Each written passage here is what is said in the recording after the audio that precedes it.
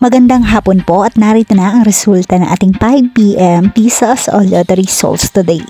Ngayong araw ng Lunes, January 26, 2026. At para po sa draw natin ngayon ay ang 3D Lotto at ang 2D Lotto. At para po sa Lotto More updates, pa-subscribe na lang din po ako sa aking channel at pahit na din ng notification bell.